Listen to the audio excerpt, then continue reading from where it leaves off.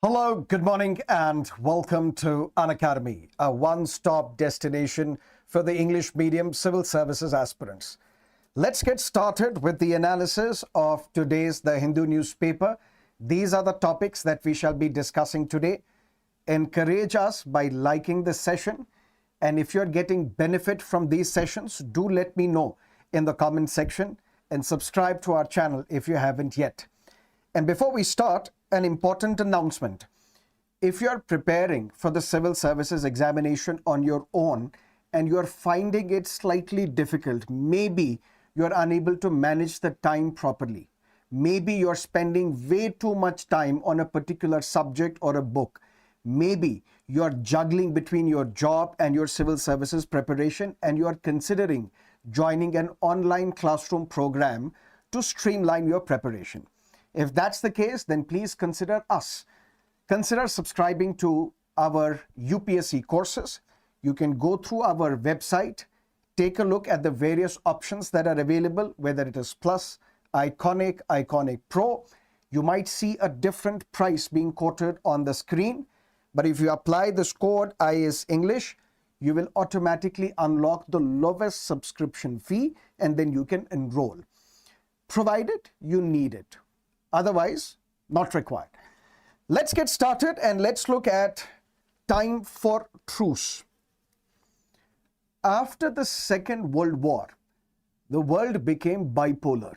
Two superpowers emerged on the world scene. On one hand, we had the United States of America. On the other hand, we had the USSR. Almost a large chunk of the countries of the world, they allied with either one or the other superpower bloc. Although there were some countries such as India, Egypt, Indonesia, which charted their own independent foreign policy in the form of NAM, non-aligned movement. We will not align with either US power bloc nor the USSR power bloc.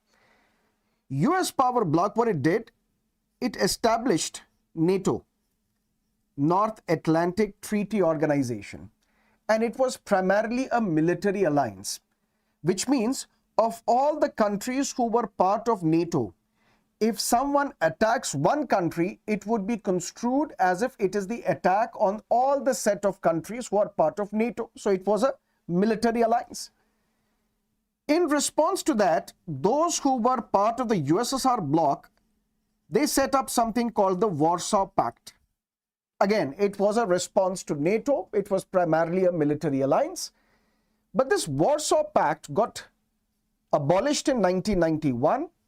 Why? Because by 1991, USSR had dismembered. It had broken down into various countries. And the remnant of USSR is Russia. During this period, and this is the period that you will be familiar with, called the Cold War, where it was thought that if not today, tomorrow there will be a full-blown war between US and USSR. Such were the hostilities between the two countries. But once USSR got dismembered in 1991, various other independent countries emerged on the world scene. This is where Russia, in the year 2014, annexed Crimea. Although there are a large number of countries of the world currently who consider that Crimea is a part of Ukraine.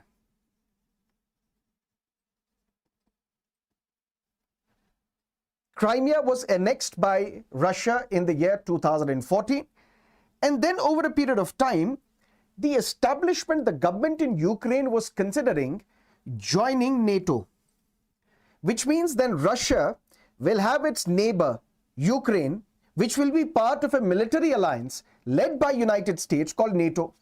And this is something which was not acceptable to Mr. Putin. It was not acceptable to Russia.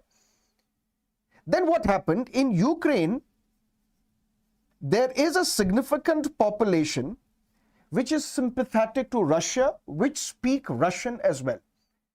And then two important provinces of Ukraine, they declared independence. When they declared independence, Russia saw this as an opportunity and then it invaded those two areas.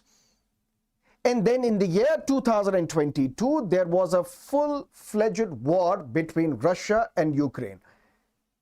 Russia has made significant progress in Ukraine, although Ukraine has also launched significant attacks on Russia. So both the sides have been deeply affected by this war, and now this war is into the third year. But when we look at this war, Ukraine got a lot of support and Russia got a lot of hate, particularly from the European countries and the United States. So Ukraine became the biggest importer of arms and ammunition, something that we have discussed yesterday as well because of the SIPRI report, Stockholm Institute of Peace and Research Institute, International Peace and Research Institute, which has now said that Ukraine has emerged one of the top importers of weapons from 2020 to 2024. So Ukraine was supported a lot by United States, by European countries, because they have a common enemy in the form of Russia. Although Russia would draw support from countries such as Iran, such as China. And what about India? India played it beautifully and decided to talk to both the countries, did not side with any of these powers responsible for this attack. India was asked, what is your take on this Russia-Ukraine conflict? India said, we are on the side of peace. We want peace to be restored in this region. Ukraine was asked, would you help us in getting a ceasefire? Ukraine put a lot of conditions. We will not go for ceasefire unless and until Russia withdrew from all the territories it has illegally occupied. And Russia also was in no mood to surrender or to go for a ceasefire. And this continued till the time Joe Biden was the president of the United States of America. And a massive investment was put into Ukraine, massive funding in terms of intelligence sharing, military support was provided to Ukraine. But things suddenly shifted and changed when Donald Trump became the president of the United States of America. Now, I have no idea why Donald Trump is very sympathetic or in awe of Vladimir Putin. I don't know. Although there are some conspiracy theories which say that the intelligence agency of Russia, KGB, had invested a lot in Donald Trump way back in 1980s and cultivated Donald Trump as an asset of KGB. That's why if you look at the stance taken by Donald Trump, he is in awe of Vladimir Putin. He may refer to other world leaders as Modi, Zelensky and others, but when he refers to Putin, he says, Mr. Putin, as a mark of respect. And suddenly the situation changes when Donald Trump assumes the office of the President of the United States of America. And you would know what happened in that famous or infamous press conference when Ukrainian President Zelensky was also there, US President, US Vice President, and they were mocking each other. And in fact, Ukrainian President Zelensky was also asked and countered on, why are you not wearing a suit to the White House? But be that as it may, Donald Trump is a transactional leader. He transacts between the world countries. What Donald Trump says, if you want military assistance, if you want intelligence sharing, then you have to give us something in return. And what is that in return? The minerals deal. Sign a minerals deal with us so that we can get access to some of the critical minerals from the Ukrainian soil that will help us counter China as well. And at the same time now, United States met the Ukrainian leadership in Jeddah in Saudi Arabia, and now Ukraine has accepted, okay, we will agree for a 30-day ceasefire. After that, we can extend it as well. But then Russia will have to come on a negotiating table and talk, which primarily means something significant has happened in Jeddah. United States, in talks with Ukrainian leadership, they have now agreed that there will be a 30-day ceasefire if Russia obviously agrees. So the ball is in the court of Russia. If Russia agrees, now there will be a ceasefire. And if there is a ceasefire, then there will be talks. So an end to this bloody conflict, which we have seen for the last 3 years, may finally see the light of the day. But apart from that, former Foreign Secretary Nirupama Rao, she writes something interesting. What she says? She says, look at India in 1953. In 1953, in Korea, India sent 1,000 troops as peacekeeping because there was a Korean War conflict in Korea. At that time, Pandit Nehru was the Prime Minister. 1,000 troops were sent to Korea as peacekeeping.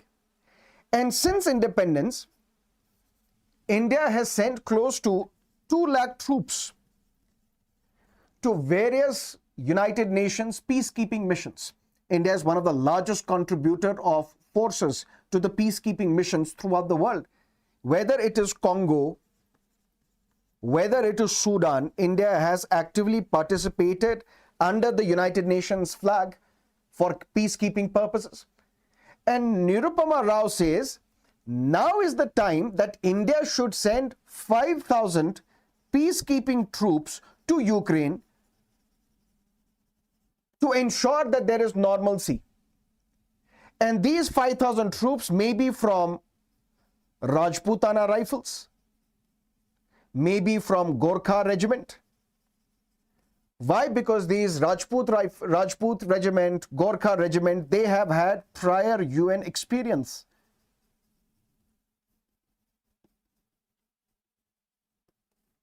Because of this, what will happen? In 1953, when we were still poor and we sent 1,000 troops on a peacekeeping mission to Korea, that was our intent, that we want to be participating in the peace exercises throughout the world. Because at that time, Vijaya Lakshmi Pandit, who was India's ambassador to the United Nations, she said in the United Nations General Assembly that the more we sweat in peace, the more we sweat in peace, the less we bleed in war.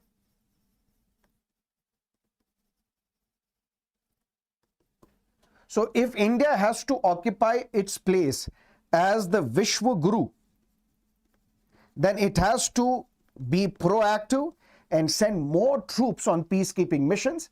And ultimately, according to Nirupama Rao, we may get suitably rewarded by the Donald Trump administration, maybe in the form of LNG contracts, liquefied natural gas contracts. Because Donald Trump is a transactional leader. He will transact with the world leaders, get something in return, and give something in return as well. That's what you need to understand from this editorial. Time for truce. Russia should use the ceasefire opportunity to end the war. Let's look at another important article. Welcome gesture. Election Commission of India now has said and invited all the political parties to come for a meeting and discuss all the problems that they are facing or all the issues that they have been raking in the past. Let's discuss them threadbare. And this invitation by the Election Commission of India is considered as a welcome gesture by the Hindu editorial. Let's understand this article in great detail. But for that, you need to understand from this topic what sort of questions can be asked. Because from this topic, there have been some questions. So the kind of explanation that I will provide, you should not think that I am moving away from the requirement of this exam. Because consider the PYQs and look at the type of questions asked in the past. For example, in 2018, in the light of the recent controversy regarding the use of the electronic voting machine, what are the challenges before the Election Commission of India to ensure the trustworthiness of elections in India? 2022 discussed the role of Election Commission of India in the light of the evolution of Model Code of Conduct.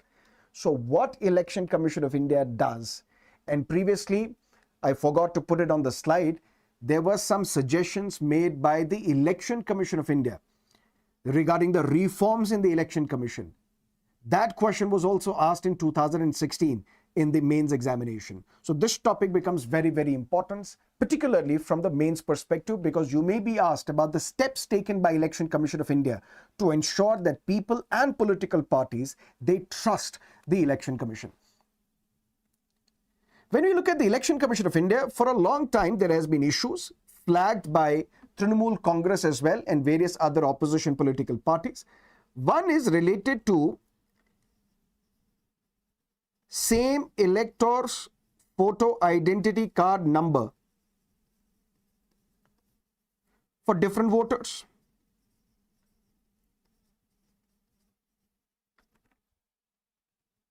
We have also seen the problem with the electoral rolls.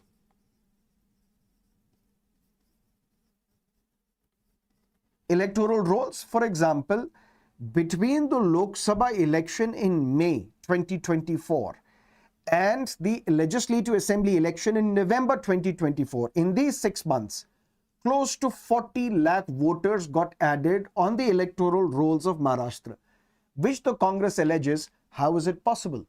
How is it possible more voters are getting added on the electoral rolls? This is problematic. Also problematic, questions raised by the opposition is voter turnout figures.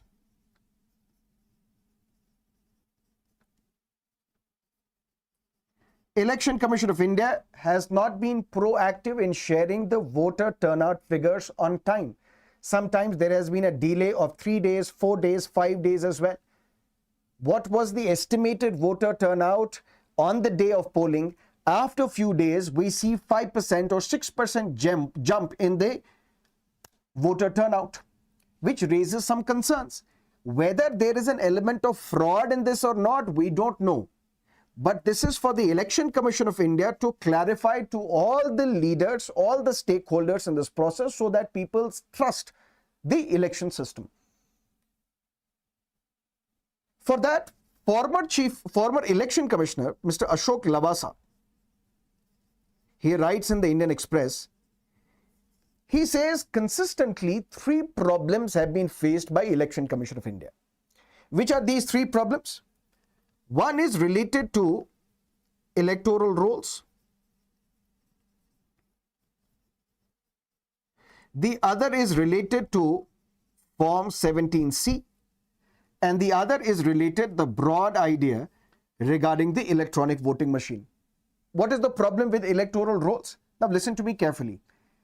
Even if you have an elector's photo identity card, you have the voter ID card, but your name is not mentioned on the electoral rolls, you cannot vote. Which means the sanctity of this electoral rolls is very important for free and fair election, for the establishment of a vibrant democratic culture in India. If unnecessarily more voters are getting added to this electoral roll, that is problematic. If unnecessarily people are getting deleted, their names are getting deleted from the electoral rolls, that is also problematic. Even more problematic is one person getting registered, enrolled as a voter in more than one polling booth, in more than one constituency. That is also problematic because it violates one person, one vote formula. In fact, the first Lok Sabha election was slightly delayed because the then Chief Election Commissioner, because at that time Election Commission of India would function as a single member body, Mr. Sukumar Sen, he was the Chief Election Commissioner. He said, unless and until I am satisfied with the sanctity and the veracity of these numbers of these people who have been admitted in the electoral rolls, I will not hold elections. Despite the fact that Pandit Nehru had promised on the floor of the parliament at least 2 times that elections will be conducted sooner. But despite the assurances by Pandit Nehru, Election Commission of India did not hold elections sooner unless and until it was satisfied with the veracity, with the identity, with the authenticity of the electoral rolls. But sir, these are the problems. What is the solution? What is the solution? Solution is that there are electoral registration officers in every state, in every polling booth. What this electoral registration officers have to do, they have to mandatorily publish the list of those polling stations where there has been an addition or deletion of 2 to 3%. So this is a polling station. The role of the electoral registration officer is to update the electoral roll. That means add voters, delete voters as well, delete those who have been dead, delete those who have migrated to another areas. And if in a polling booth from the last time there has been 2 to 3% addition or deletion, publish this on the website. Why? Transparency.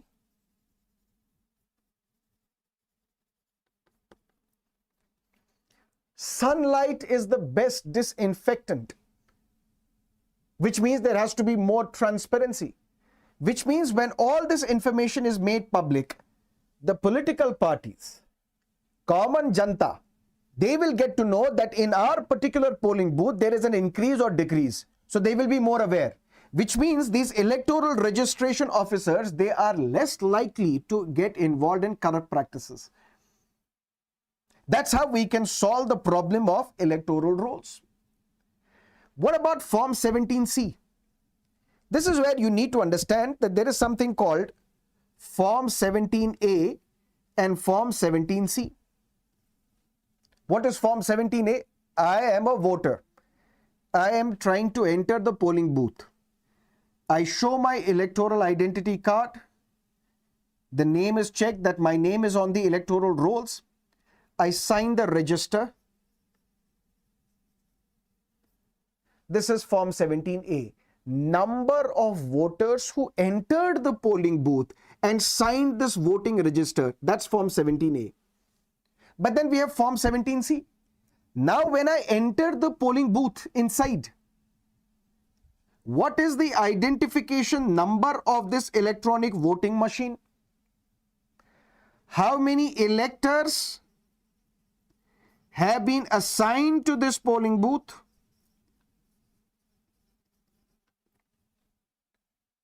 How many voters voted? How many refused to vote? How many were not allowed to vote? Number of test votes deducted. A lot of information is available in this Form 17C. Form 17C will tell you the real picture about the voter turnout in that polling booth. And what Election Commission of India does with this Form 17C? Does it share it with somebody? Yes. With the agents of the candidates. So it is not that there is no transparency here. There is transparency here. We share it, Election Commission of India shares it with the agents of the candidates contesting the election. But then, sir, what is the problem? What is the demand? The demand is make it accessible to public. Don't just give it to the candidates or their agents. Make it accessible to public. Sir, what is the difference? The difference is that there are smaller political parties. There are political parties with less resources. Not every political party is rich, unlike some. Which means if there are various number of Form 17C, you need manpower to analyze and sift through these various information provided in Form 17C from one polling station to another polling station, which smaller political parties or those political parties which lack funds, they will not be able to afford. Instead, make it public, accessible on the CEO website, Chief Electoral Officer website, or the Election Commission of India website, so that activists, those organizations which are working in the field of electoral reforms, such as Association for Democratic Reforms, their team can go through this Form 17C and flag some discrepancies. Because here again, transparency is the key. Sunlight is the best disinfectant. Then what is the other solution? Other issue is with the EVM. Now, EVMs cannot be hacked because Indian EVM is like a calculator. And have you ever heard somebody complaining that my calculator has been hacked? No. Can EVMs be hacked? No, because there is no transmitter, there is no receiver, so it cannot be remotely connected to the internet. When it cannot be connected to the internet, which means EVMs cannot be remotely operated upon. But there are still some concerns. What are the concerns? What is the source code of this EVM? Why can't Election Commission of India make it public? Now we know for fact that once the source code is done, once this software is burned, once this code is burned, it's burned forever. That means you can't manipulate this code later. But what is the source code of this EVM? We don't know. For the sake of transparency, Mr. Ashok Lavasa says that the source code should also be made public. Divulge the source code of EVM. Source code in the sense, what is the logic employed by electronic voting machine when somebody presses the button? Who will get the vote? What is the code involved? What is the sequence involved? Also, 100% slips counted in few random constituencies.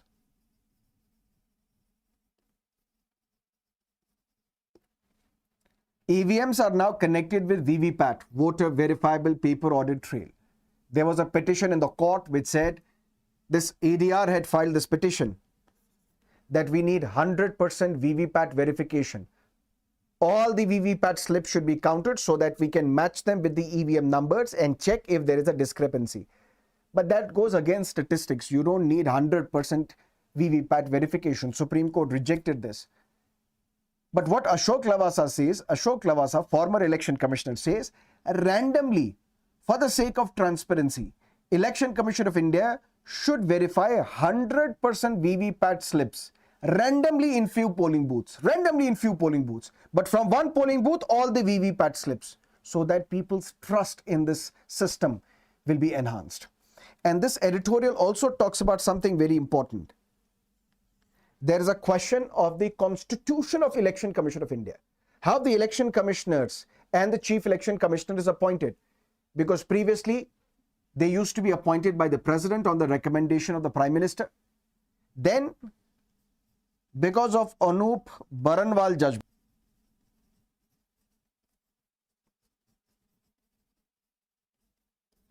Supreme Court said, till the time Parliament enacts a law, the chief election commissioner and the election commissioners shall be appointed based on the recommendations of a committee headed by Prime Minister, Chief Justice of India and the leader of the opposition in Lok Sabha.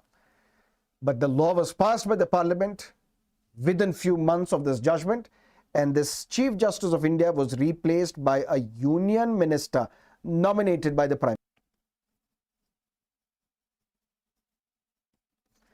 But can Election Commission of India deal with this appointment process? No, because this ball is now in the hands of the Supreme Court, because this law has been challenged before the court. But what this editorial says, it's a welcome gesture. Election Commission of India's changed approach to engaging with critics is a good move. Because previously, Election Commission of India was viewed as a partisan institution. For example, when Mr. Kejriwal alleged that Yamuna is being poisoned by the BJP, immediately a letter was issued to Arvind Kejriwal by the Election Commission of India asking Kejriwal to prove the allegations. Now, 110%, that was a preposterous statement made by Mr. Kejriwal, should not have been made. But here critics argued, such as, I won't name them, otherwise you'll kill me. Critics said that Election Commission of India behaved as if it is not an umpire, but Election Commission of India is like a player, and player playing alongside the ruling party. So these are the allegations against the Election Commission of India, playing a partisan role.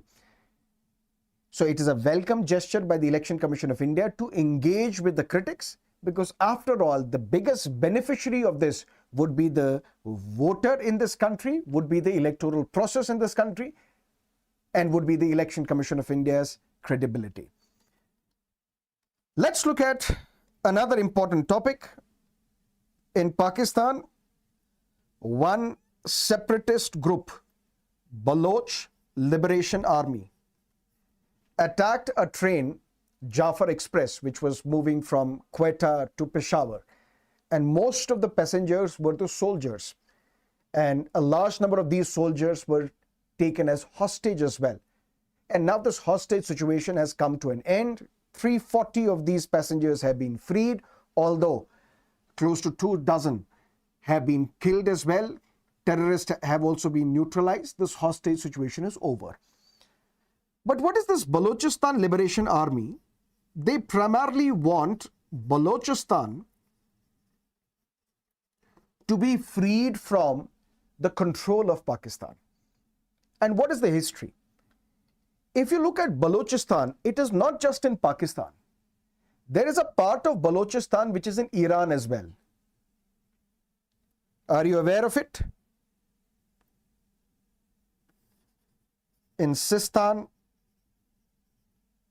Balochistan province.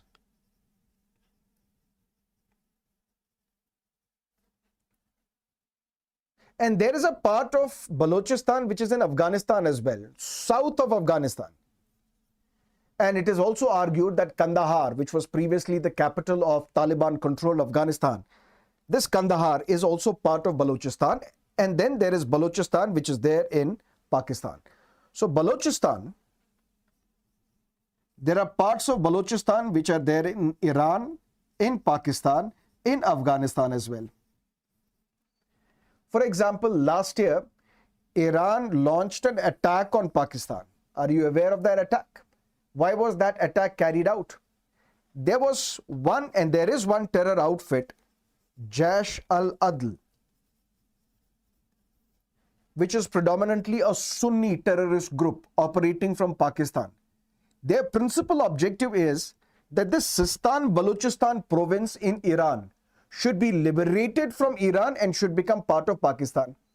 So there was an attack on various police stations in Sistan Balochistan province by Jaish al-Adl, which is a terrorist group in Pakistan. What Iran then did, Iran retaliated and bombed some areas in Pakistan, in Balochistan area, and after some negotiation, it came to an end.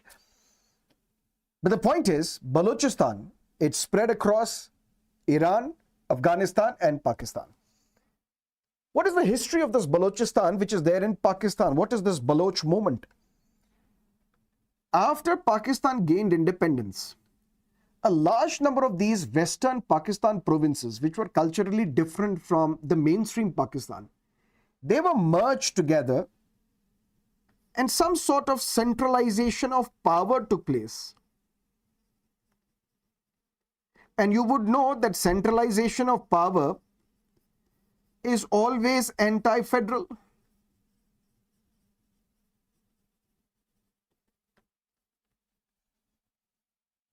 So a large part of these provinces in West Pakistan, which were culturally different from the remaining Pakistan, they were merged together to create a centralized structure where Islamabad, the capital of Pakistan, was directly controlling these areas. But what happened in 1970s is that this centralization of power, this got abolished, which means provincial assemblies were established. Provincial assemblies were established, which means some form of autonomy was provided to these provinces, which means now from centralization of power, there is some element of the federal principle that gets creeped into Pakistani polity. This provincial assembly was also created for Balochistan. But Balochistan even then was complaining. Why? Because there was too much central influence. It was not autonomy in the real sense. It was autonomy only on the piece of paper. The real governance was dictated from the center, from Islamabad, from the center of Pakistan. And this is where Balochistan and these Baloch people, fearless people, they asked for independence. And when you are asking for independence, when you are asking for secession, there will be a counter attack by Pakistani state. And this is where Zulfikar Ali Bhutto, when he was the Prime Minister of Pakistan, army was sent, air force was sent to bomb these dissidents and kill them. And since then, there has been allegation of torture, or should we say forced disappearances.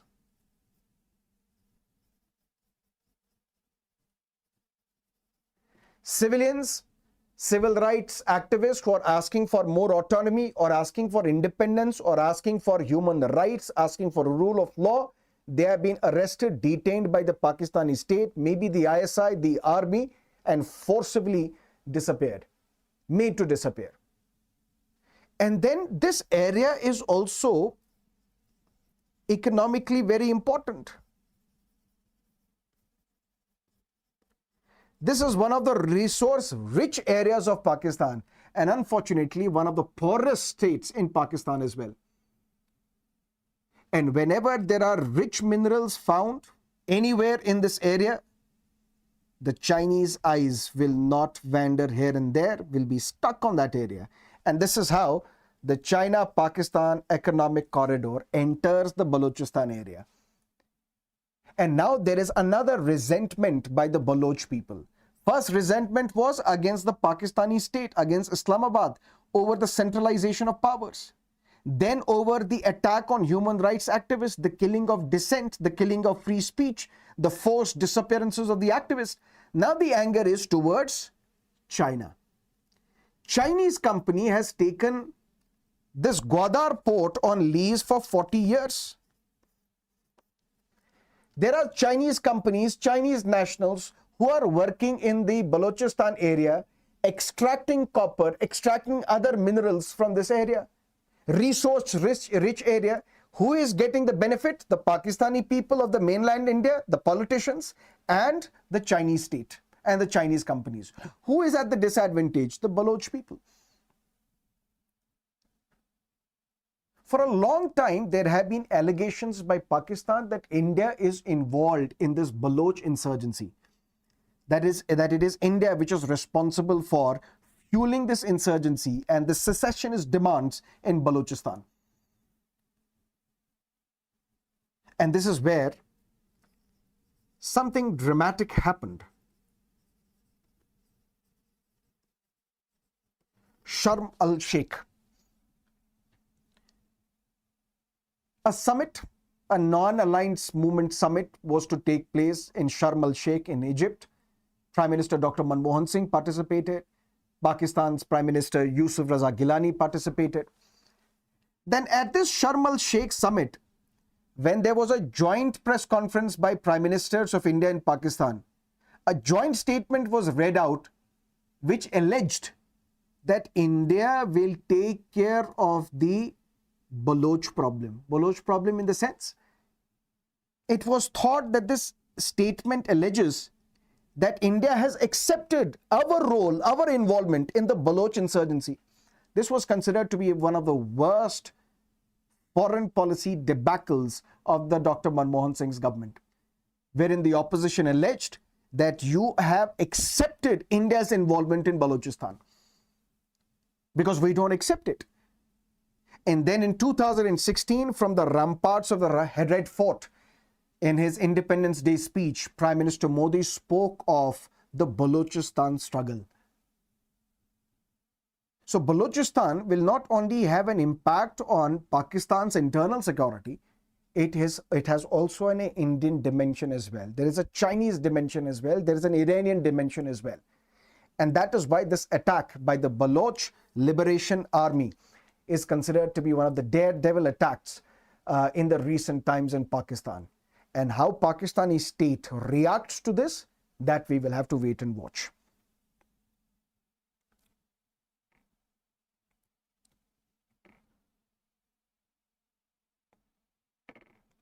Okay? Great. Now let's look at another topic, resolving the vexatious fishing dispute. An important minister from Sri Lanka, who is the Minister for Transport as well as Highways Minister, he has said that both India as well as Tamil Nadu should ensure that Indian fishermen do not enter the Sri Lankan waters for fishing activities, thereby endangering the livelihood opportunities of the Sri Lankan people.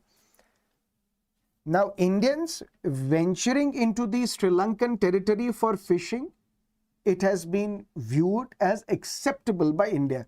In a sense, this is something that we have accepted, has happened, and is continuously happening. Although for the last few years, the Sri Lankan policy makers and the government were silent on this issue. There was a time when in 2015, the then Prime Minister of Sri Lanka, Ranil Wickremesinghe, he had justified when Indian fishermen were shot dead by the Sri Lankan Navy because they were wandering inside the Sri Lankan territory for fishing expeditions.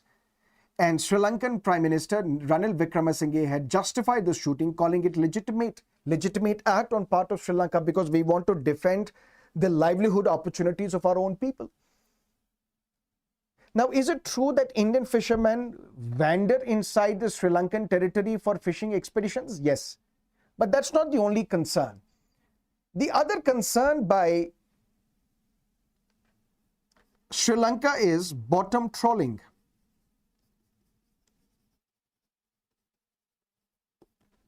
So trawlers are used and these fishing nets are used. But if you notice, it touches the seabed and thereby it might threaten, endanger the marine ecosystem as well. Although it is very easy to catch fish using this method, but it has a grave impact on the marine ecosystem. And it leads to unwanted fish getting caught as well. A large portion or a significant portion of the items, marine resources which are caught using this bottom trawling, it also includes discarded fish. It affects the breeding pattern of these marine ecosystem.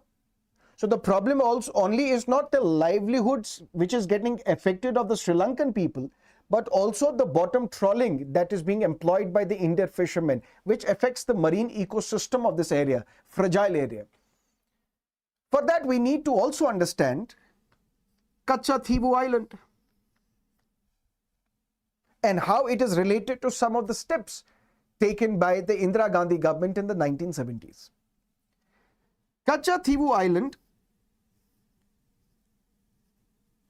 some would say that it was part of Raigad dynasty or Raigad Empire, which was part of the Coimbatore area, current day Tamil Nadu. There are others who say no, this Kachativu was part of the Jaffna kingdom, which is currently in Sri Lanka.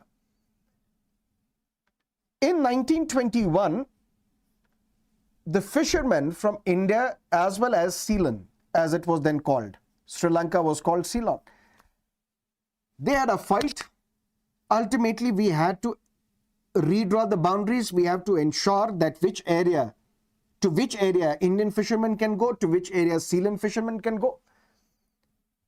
At that time, the governor of Ceylon, he spoke of some activities, some research which was conducted previously. And according to that research, Kachativu was never mentioned as part of Jaffna, which primarily means that Kachativu was never part of Jaffna. It was always considered to be part of India. It was always considered to be part of the Raynad dynasty. But be that as it may, in 1974, Indira Gandhi was the Prime Minister. We gave up our claim on Kachativu and Kachativu was then gifted to Sri Lanka. When the government of India was asked, how can you do this? How can you cede a part of your territory? Because prior to that, there was a judgment of the court. Judgment of the court Berubari Union, where Supreme Court had said in its advisory opinion, that if a significant portion of land is to be ceded by India to another country, that cannot be done by a government decision. That cannot be done by an executive decision. For that, we need a constitutional amendment act. But the government of India justified by saying that this was not our territory, so we have not gifted a part of our territory to Sri Lanka. This was a matter of dispute, and we have given up our claim on this dispute. As such, there is no involvement of the ceding of Indian territory. Just like we did in the run of Kutch, where some 300 acres were given to Pakistan. Indira Gandhi thought that this will lead to a good relationship between India and Sri Lanka. And because of that agreement in 1974, Indian fishermen were allowed to enter and go near the Kachativu island. But for what purpose? There is no clarity. Sir, what are you saying? I am saying that a Sri Lankan minister, an important Sri Lankan minister, has asked the government of India and Tamil Nadu government to ensure that your citizens do not cross the maritime boundary and enter the Sri Lankan waters and violate the livelihood opportunities of the Sri Lankan people. Now, this is a significant statement because such a statement was not raised, at least in the recent past. And then the concerns of Sri Lanka are not only with respect to the fishing expeditions carried out by the Indian fishermen, it's also about the bottom trawling that is performed, used and resorted to by the Indian fishermen. And then for that, we need to understand Kachativu. Why Kachativu? Kachativu is a tiny spot. It is uninhabited island. The only place that you can see on Kachativu is St. Anthony's Church.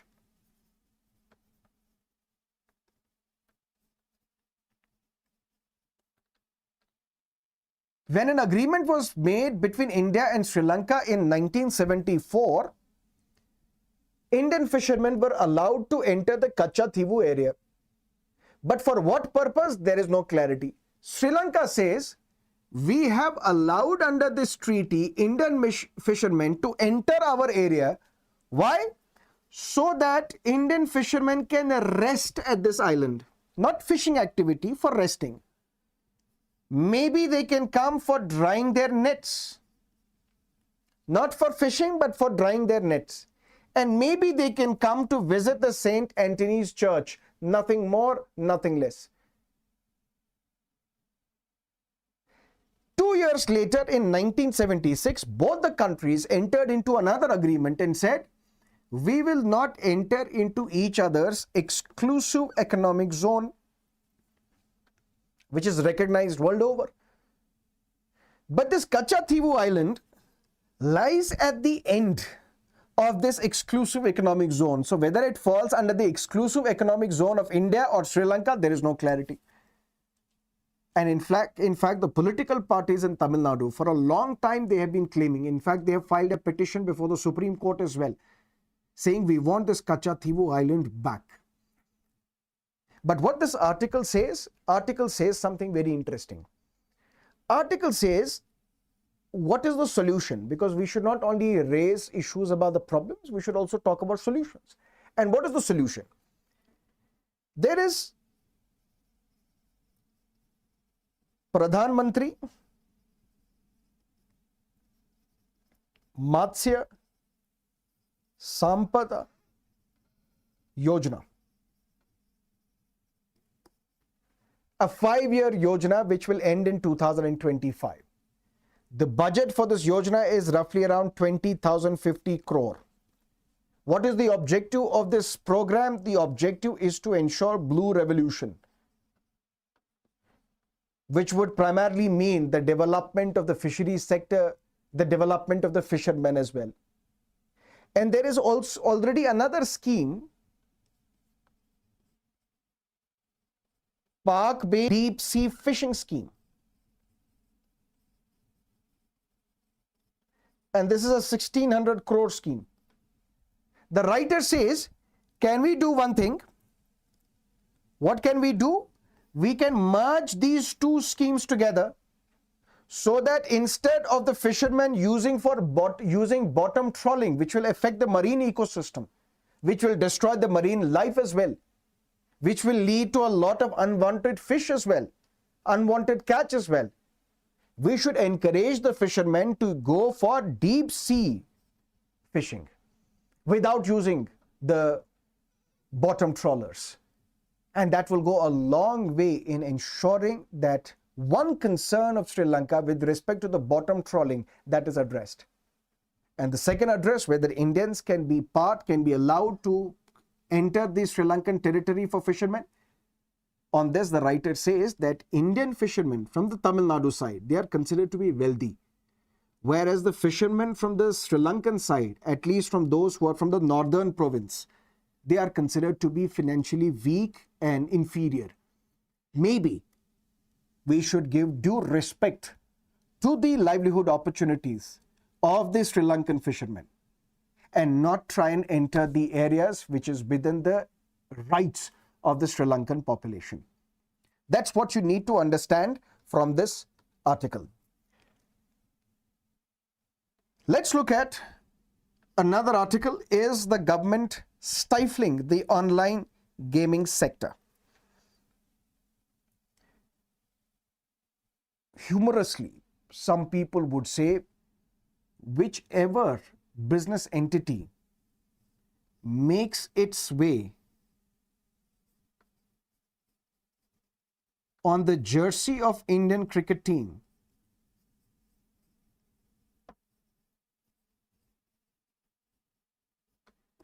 is a loser.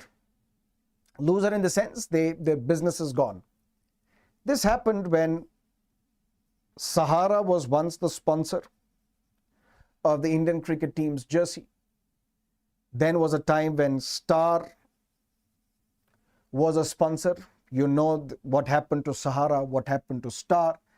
Then there was a time when Oppo was the sponsor of Indian cricket team's jersey. And then Oppo was almost in the middle of collapse. But then suddenly Oppo sold its jersey rights to a prominent edtech company, Byju's. And then unfortunately what happened with Byju's, you also know. And now the sponsor is Dream 11. And as soon as Dream 11 became the sponsor of Indian cricket team jersey, a GST notice to the tune of 1.12 lakh crore was sent on the online gaming industry. Retrospective taxation. And Rajiv Gowda, who was previously the member of the parliament and is also an economics professor, he says that through this, what you're trying to do, you're trying to stifle the online gaming sector. Although Supreme Court has paused it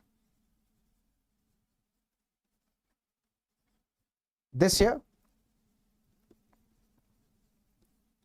but it is still not clear what exactly would come out of this controversy. But the fact is, when it comes to gambling, in the distribution of powers between center and the state, gambling is under the state list. Gambling is under state list. But what about online gaming? Is it gambling? Is it game of skill or game of chance? Is poker game of skill or chance? You and me may agree to disagree.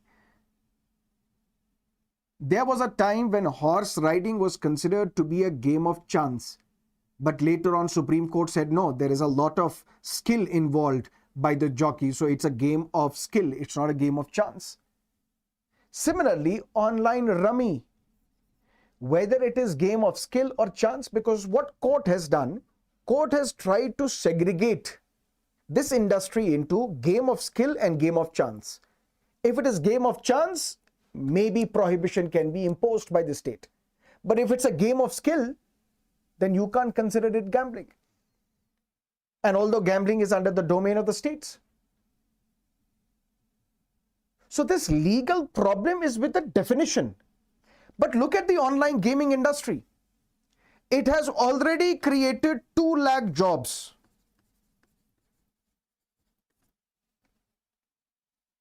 It is expected that in the next few years, it will create 2 to 3 lakh more jobs. Programming, design, storytelling is an important aspect of online gaming. We have already had unicorns come out of online gaming. Unicorn is a startup whose valuation is more than 1 billion US dollars. Yes, there should be regulation. Because we have also witnessed when there are young individuals, young boys and girls who resort to these online gamings and they mortgage their houses. They steal the money and the jewelry of their parents and the grandparents. So regulation should be there to ensure that this online gaming industry is not wreaking havoc on the minds of the young, the impressionable minds of the young. But it cannot be at the cost of destroying the entire industry, which has already produced few unicorns, which has already produced 2 lakh jobs, which is in the process of producing 2 to 3 lakh more jobs as well. And on top of that, the GST on the online gaming is 28%. Do you know which are these items on which you impose 28% GST? Prohibitory items such as cigarettes, liquor, tobacco, because you want to discourage people from consuming these products. That is why you impose highest slab under GST, which is 28%. But on online gaming, 28%, that is going to destroy this industry, which is considered to be sunrise sector. It has a huge potential to grow, creating employment opportunities in India and making India a global hub of technologically driven society. That is why this article says deregulation, yes, but the first step should be to drop this unjustifiable retrospective GST demand, which has threatened to eclipse and destroy the sunrise sector. Okay? Great. 100 million. 100 million what? Okay, let's look at some of the questions for some of the topics for the prelims exam. Andhra Pradesh government to consider giving pension to all thalassemia patients. Now, thalassemia is considered to be a genetic blood disorder where less hemoglobin, where the body will have less hemoglobin than the normal. And what is the treatment for thalassemia? Blood transfusion on a regular basis.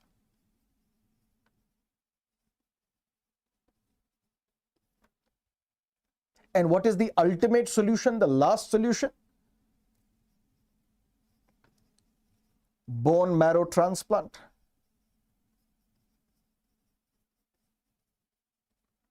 Blood transfusion on a regular basis, the kind of medicines which are prescribed, it will automatically lead to an impoverished family from entering into a debt trap. In Andhra Pradesh, there is already a scheme where 10,000 rupees per month is provided to a thalassemia patient because its cost is very huge. It's a huge burden on the financial stability of a family. And now Andhra Pradesh government is considering that we will enhance this benefit. We will improve upon this benefit for the people. Andhra Pradesh Health Minister has said that there is a proposal to increase the monthly pension for the thalassemia patients from the current 10,000. And additional benefits would also be provided. Similar to that, you need to also understand that Coal India Limited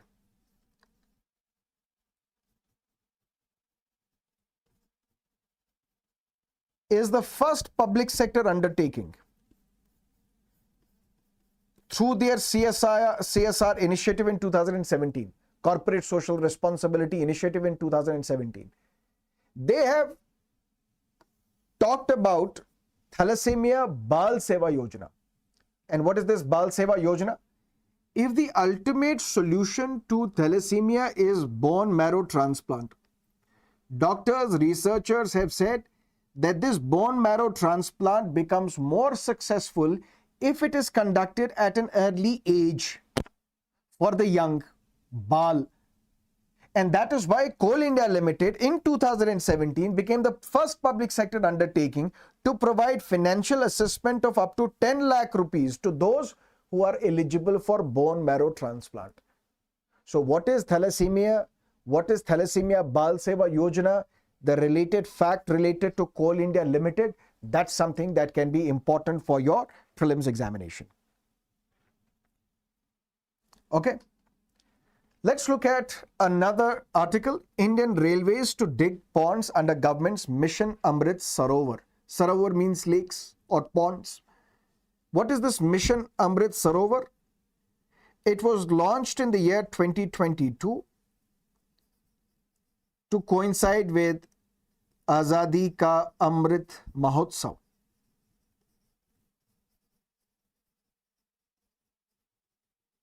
And what was the purpose? The purpose was that in every district, 75 ponds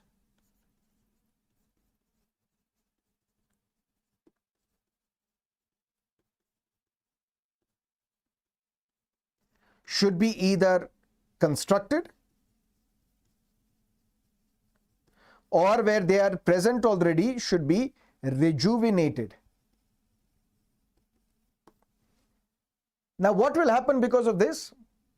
You will not only be able to solve the drinking water problems and requirements of the people, but you will also be able to provide sustainable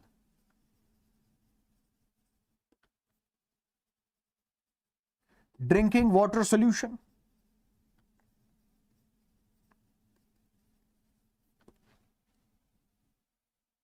And now what railways have said that we will also dig ponds under this Mission Amrit Sarovar, because if the task is to construct or rejuvenate 75 ponds in every district so that we can cater to the drinking water needs of the people and at the same time establish sustainable water resources,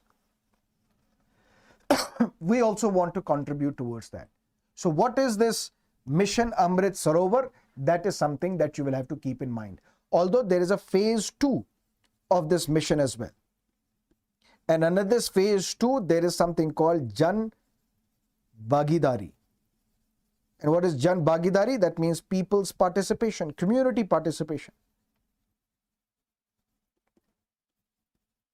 Unless and until you involve the community, the program would never be successful. So to ensure water availability, to ensure drinking water, sustainable resources, you need a mass movement in the form of community participation, Jan Bhagidari. This phase 2 has also been launched with the purpose on Jan Bhagidari, with the purpose on community participation. These facts are important, can be relevant for your prelims examination. Let's look at 2 mains practice questions. The Election Commission of India should be seen as questioning its own systems and procedures and challenging them itself rather than merely responding to the questions. So questions are posed to Election Commission of India and then Election Commission of India responds. That's one way. Or the other way is Election Commission of India itself will question its systems, its processes, its procedures.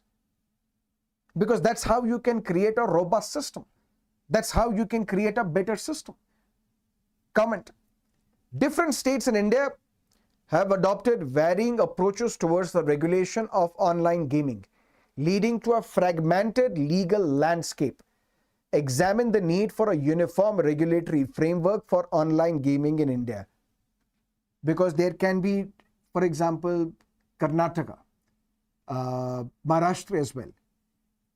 They have decided that we will implement a lot of schemes to ensure that in storytelling, in product development, in online product development, we will ensure that subsidies are provided to the entrepreneurs. But at the same time, for online gaming, they have also charged more taxes, prohibitive taxes. different states having their own legal landscape, regulatory mechanism for online gaming.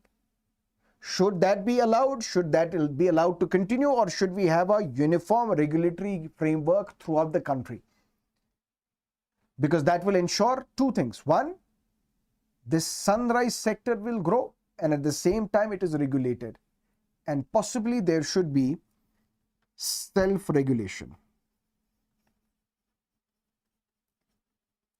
by the online gaming industry on their own. That is it for today. See you again next time when I see you. Till then, have all the best for your preparation, and do not forget to press the like button if you haven't yet, and subscribe to our channel. Goodbye. Take care.